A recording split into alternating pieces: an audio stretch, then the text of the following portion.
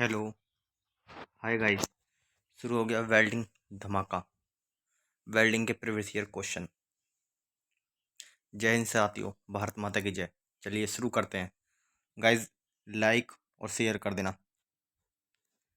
सारे previous question हैं guys, like और शेयर करें ज़्यादा से ज़्यादा। नेक्स्ट क्वेश्चन नंबर पे चलते हैं। क्वेश्चन नंबर 21 है, किसी ट्रांसफार्मर की द्वितीय कुंडली पर टर्नों की संख्या प्राथमिक कुंडली से अधिक हो तो वह कौन सा ट्रांसफर कहलाता है? तो वह कौन सा कहलाता है? वह कहलाता है स्टेप अप ट्रांसफर। कौन सा? Step up. कह रहा है किसी ट्रांसफार्मर की द्वितीय कुंडली पर टर्नों की संख्या प्राथमिक कुंडली से अधिक हो तो वह ट्रांसफार्मर स्टेप अप ट्रांसफार्मर कहलाता है।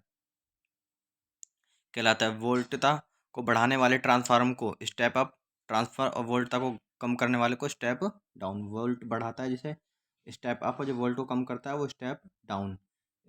गाइज, इसका टर्नों की संख्या का निकालने का फॉर्मूला है V1 बटे में V2 बराबर N1 बटे में N2। जो जो चीज़ दे रखी होती है वह रख देते हैं इसके अंदर और टर्नों की संख्या निकल जाती है।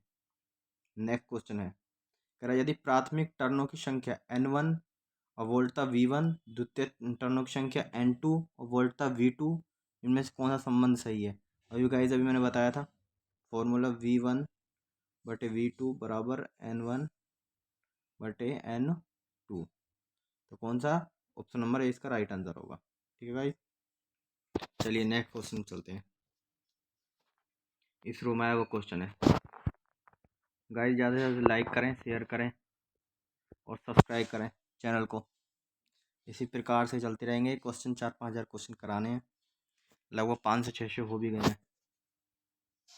कह रहा है भौतिक कारण जिसमें हमें ठंडक अथवा गर्मी का अभाव होता है वो उसे क्या कहलाते हैं? ऊष्मा। क्या कहलाती है? ऊष्मा। RRB गोरखपुर ALP 2009 में आया हुआ है। वह भौतिक कारण जिसमें हमें ठंडक अथवा गर्मी का अनुभव होता है वह क्या कहलाता है? ऊष्मा। वह भौतिक कारण जिसमें हमें ठंडक या गर्मी का अनुभव होता है वह ऊष्मा कहलाती है। ऊष्मा एक प्रकार की ऊर्जा है जो ताप के अंदर के कारण उच्च ताप की वस्तु से निम्न ताप की वस्तु की ओर प्रभावित होती है। यह क्रिया तब तक चलती रहती है जब तक दोनों वस्तुओं का ताप समान नहीं हो जाता। कहने का मतलब है हमारे रूम का टेम्परेचर कितना रहता है? 27, और हमारी बॉडी का रहता है 37। रूम टेम्परेचर 27 डिग्री और मनुष्य की बॉडी का कितना रहता है? 37 डिग्री सेल्सियस में रहता है। अगर हम रूम के अंदर जाएंगे तो हमारा जो टेम्परेचर बॉडी का वो धीरे धीरे रूम के टेम्परेचर के अंदर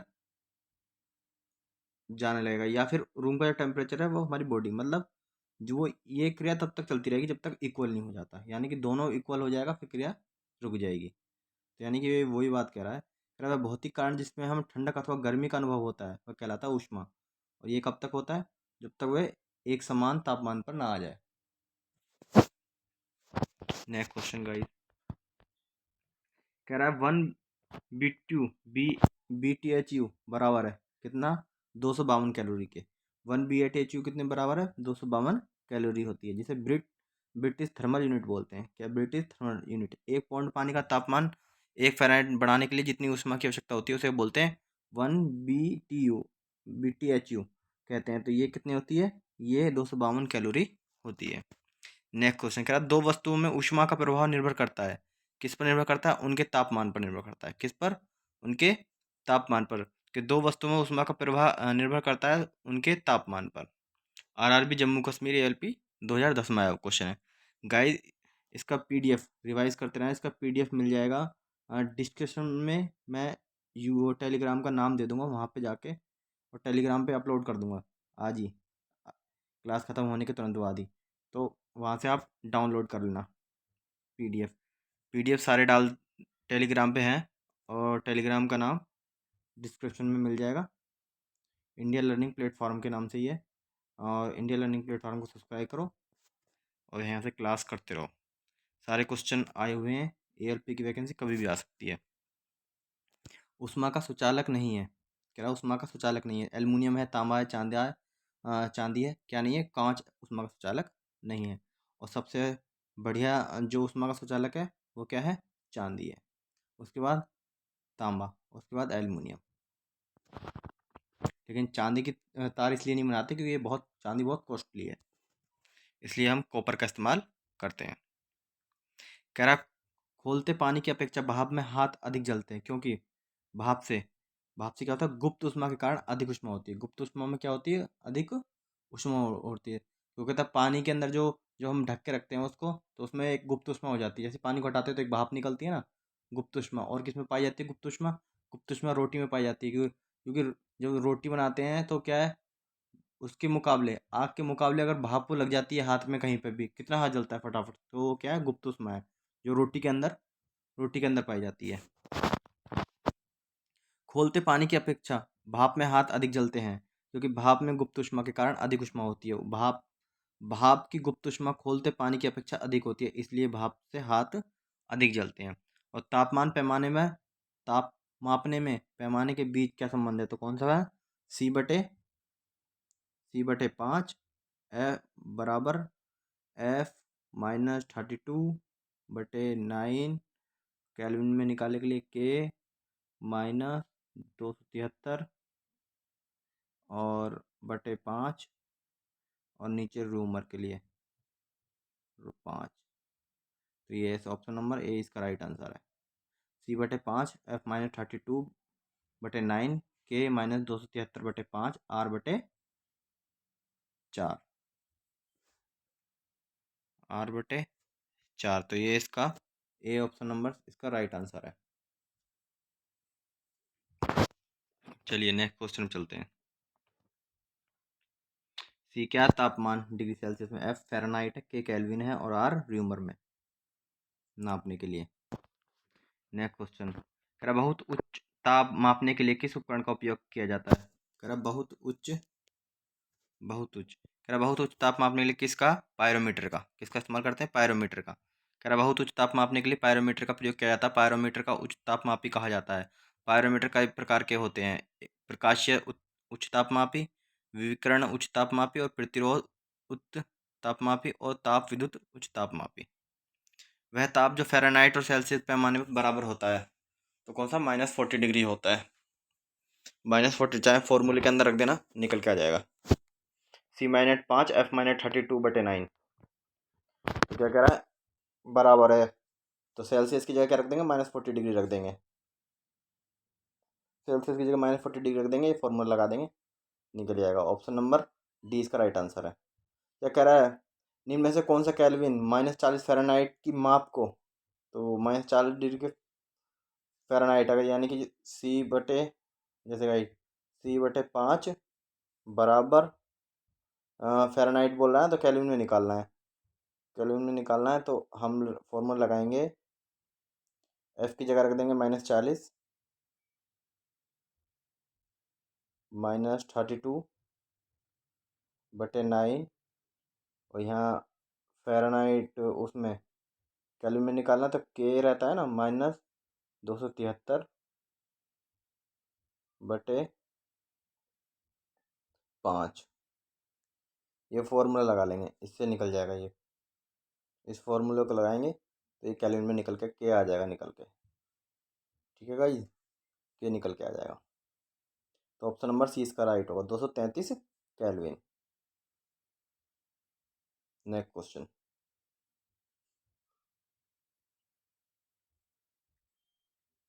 क्या कह रहा है? फ़ारेनहाइट और सेल्सियस तापमापी का एक खाने के मान का अनुपात होता है, तो कौन सा? 9:5 में कितना होता है? 9:।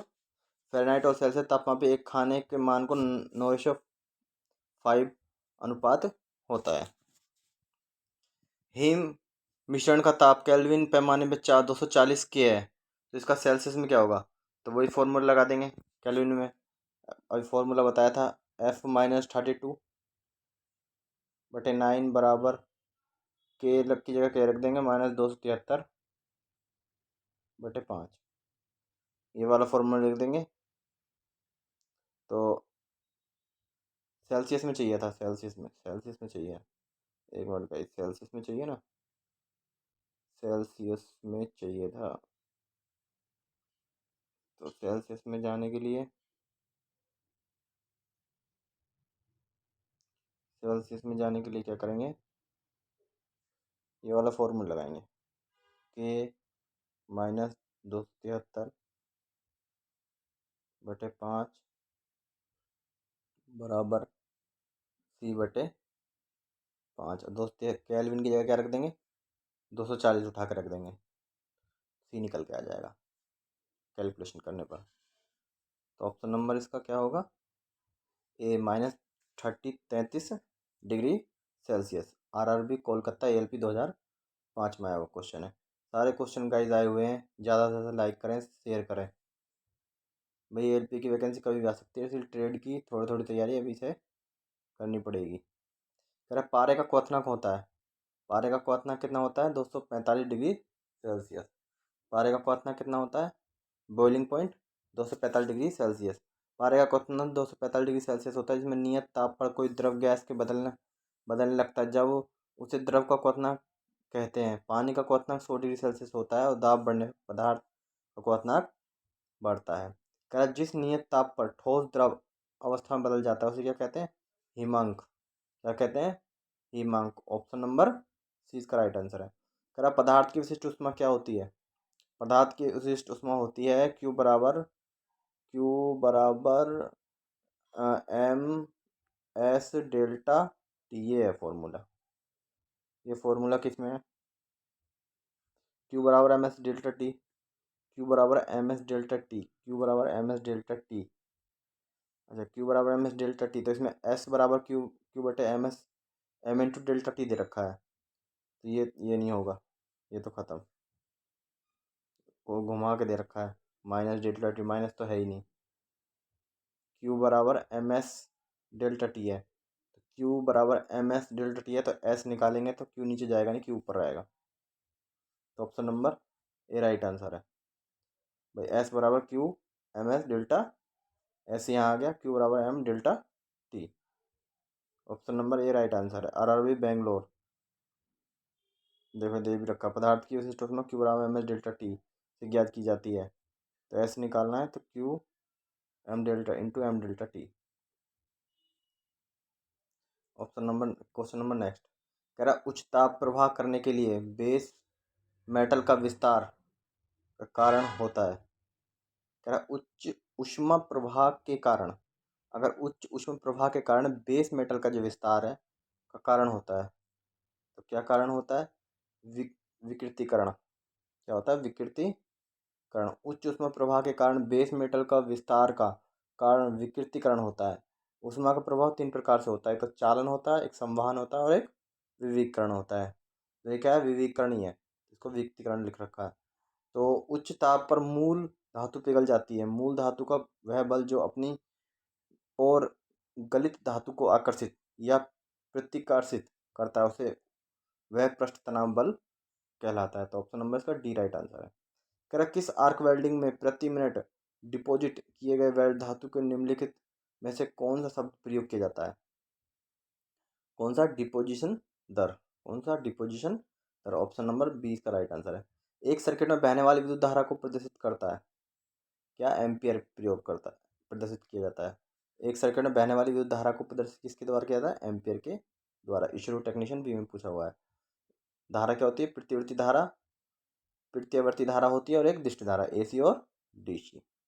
कह रहा आर्क वेल्डिंग में अर्थ क्लैंप का उपयोग होता है। आर्क वेल्डिंग किस में अर्थ क्लैंप का उपयोग होता है। कह रहा अर्थिंग केबल को कम करने वाले पदार्थ से जोड़ने के लिए, अर्थिंग को कम करने के लिए भाई, अर्थिंग और केबल मतलब उसमें अर्थिंग को कम करने के लिए किसका, अर्थिंग को कम करने के लिए अर्थ क्लैंप का उपयोग किया जाता है। कह रहा है अर्थिंग केबल को कम करने के लिए पदार्थ से जोड़ने के लिए, यानी कि इसको कम करके और पदार्थ से जोड़ने के लिए, यानी कि मेटल से जोड़ने के लिए। कह रहा है आर्क वेल्डिंग में अर्थ क्लैंप का उपयोग अर्थिंग केबल को कम करने वाले पदार्थ से जोड़ने के लिए होता है। इसका प्रयोग कार्यखंड या वेल्डिंग टेबल के अर्थ को केबल से जोड़ने के लिए होता है, ये कई प्रकार के होते हैं। ठीक गुणवत्ता की वेल्डिंग प्राप्त करने के लिए कार्यखंड के टेबल से सतत अर्थ करना जरूरी होता है। तो ऑप्शन नंबर का सी राइट आंसर है। कह रहा वेल्ड धातु को बाहर वेल्ड किए गए जोड़ का क्षेत्र क्या कहलाता है, जिनमें सूक्ष्म आकारीय परिवर्तन हुए। कह रहा वह वेल्ड धातु को बाहर वेल्ड किए गए जोड़ का क्षेत्र क्या कहलाता है जिसमें सूक्ष्म आकारीय परिवर्तन हुए हैं। सूक्ष्म आकारीय परिवर्तन हुए हैं। इसका option number A right answer है। कह रहा है वेल्ड धातु को बाहर वेल्ड किए गए जोड़ को क्षेत्र ऊष्मा प्रभावित जोन कहा जाता है।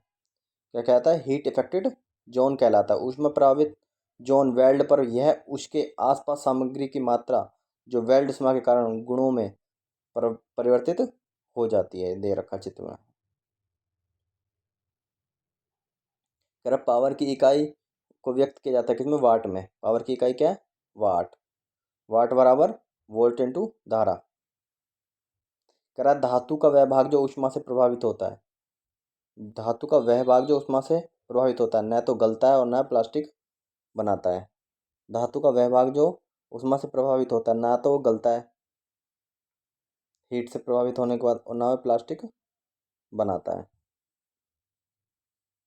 ऑप्शन नंबर 20 का राइट आंसर है। कह रहा है एक गैर उपभोज्य बेलनाकार टूल के माध्यम से एक ठोस अवस्था वेल्डिंग प्रक्रिया कहलाती है। ठोस अवस्था वेल्डिंग प्रक्रिया कहलाती है। तो कौन सी? Carbon arc welding. कह रहा है एक गैर उपभोज्य बेलनाकार टूल के माध्यम से एक ठोस अवस्था वेल्डिंग प्रक्रिया कहलाती है। कौन सी? Carbon arc welding. Option number इसका सी राइट आंसर है। कह रहा है गैर उपभोज्य बेलनाकार टूल के माध्यम से एक ठोस अवस्था वेल्डिंग प्रक्रिया कार्बन आर्क वेल्डिंग कहलाती है। ऑप्शन नंबर सी इसका राइट आंसर है। नेक्स्ट क्वेश्चन कह रहा है इलेक्ट्रिक आर्क वेल्डिंग में प्रयुक्त आर्क का डिस्चार्ज होता है। कह रहा है इलेक्ट्रिक आर्क वेल्डिंग में प्रयुक्त आर्क का डिस्चार्ज होता है किसके कारण होता है? कम वोल्टेज और उच्च धारा के कारण। किसके कारण? कम वोल्टेज और उच्च धारा के कारण। इलेक्ट्रिक आर्क वेल्डिंग में प्रयुक्त आर्क। आर्क क्या होती है? जब हम वेल्डिंग करते हैं तो वेल्डिंग करते समय जैसे ये मेटल है यहाँ से हमने रोड लगा रखी है। ये इलेक्ट्रिक होल्डर है। तो जब हम वेल्डिंग करते हैं तो यहाँ पे इस प्रकार की वो निकलती है आर्क। आर्क निकलती है ना। आर्क निकलती तो उसी को क्या बोलते हैं? आर्क बोलते हैं। ठीक है गाइस। तो क्या कह रहा है? आर्क डैश का डिस्चार्ज होता है। कहता है कम वोल्टेज और उच्च। कम वोल्टेज होनी चाहिए और धारा क्या होनी चाहिए? उच्च होनी चाहिए आर्क के लिए। तो ऑप्शन नंबर 20 का राइट आंसर है। दे रखा है यही आर्क कार्यखंड का ये रही ये आर्क है। ठीक है गाइस।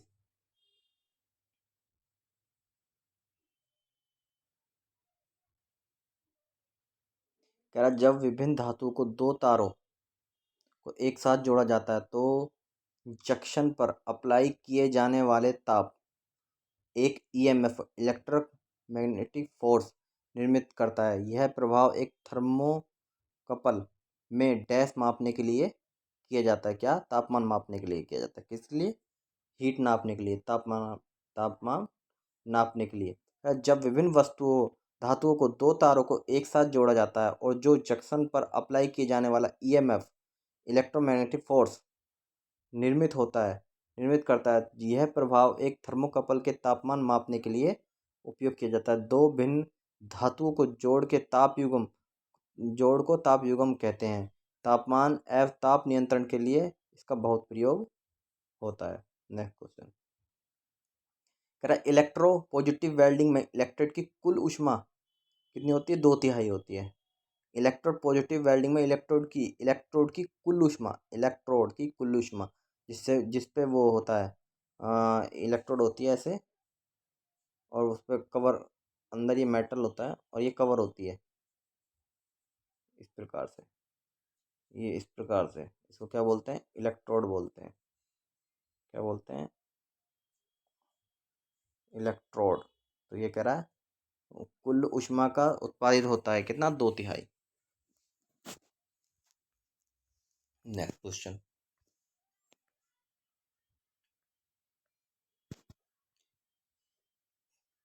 कह रहा है एक सर्किट में विद्युत धारा जिस परिपथ में अनावृत रूप से बहती है उसे कहते हैं। क्या कहते हैं? बंद सर्किट। क्या बोलते हैं उसको?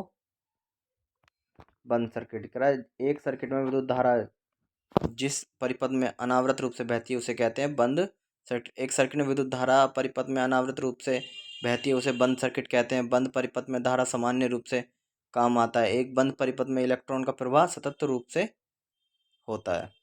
कह रहा है टाइटेनियम वेल्डिंग के दौरान किस प्रक्रिया के द्वारा अच्छा पेनिट्रेशन होगा। टाइटेनियम वेल्डिंग के दौरान किस प्रक्रिया के द्वारा अच्छा पेनिट्रेशन होगा। किसके द्वारा? Arc welding. किसके द्वारा? Arc welding. टाइटेनियम वेल्डिंग के दौरान किस प्रक्रिया के द्वारा अच्छा पेनिट्रेशन होगा। आर्क वेल्डिंग के द्वारा। टाइटेनियम वेल्डिंग के दौरान आर्क वेल्डिंग के द्वारा अच्छा पेनिट्रेशन प्राप्त होगा। टाइटेनियम एक प्रतिक्रियाशील धातु है। टाइटेनियम इलेक्ट्रो एलोट्रोपिक जिसमें पेनिट्रेशन क्रिया के लिए उपयुक्त होती है।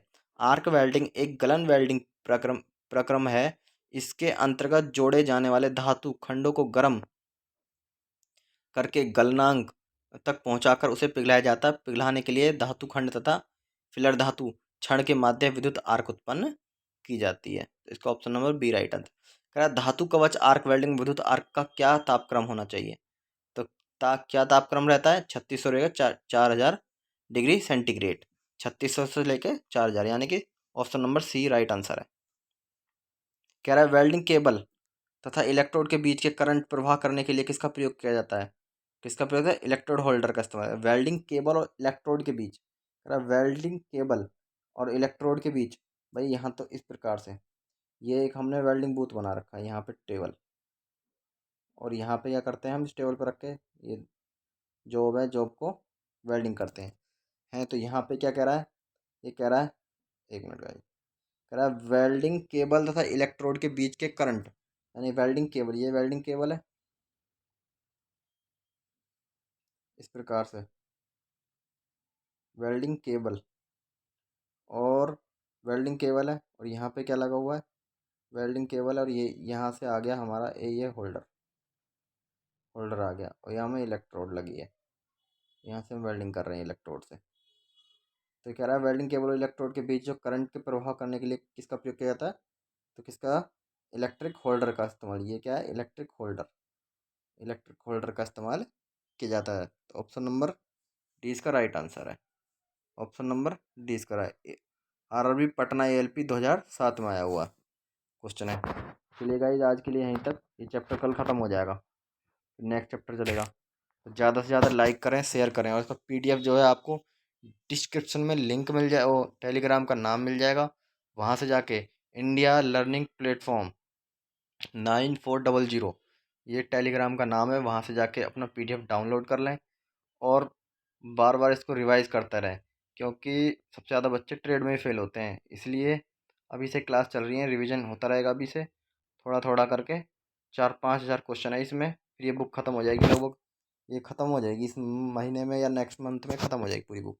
फिर हम दूसरे क्वेश्चन लाएंगे। ठीक है गाइस, ज़्यादा से ज़्यादा लाइक करें, शेयर करें और चैनल को सब्सक्राइब करें। चलिए गाइस चलते हैं, आज के लिए जय हिंद, भारत माता की जय।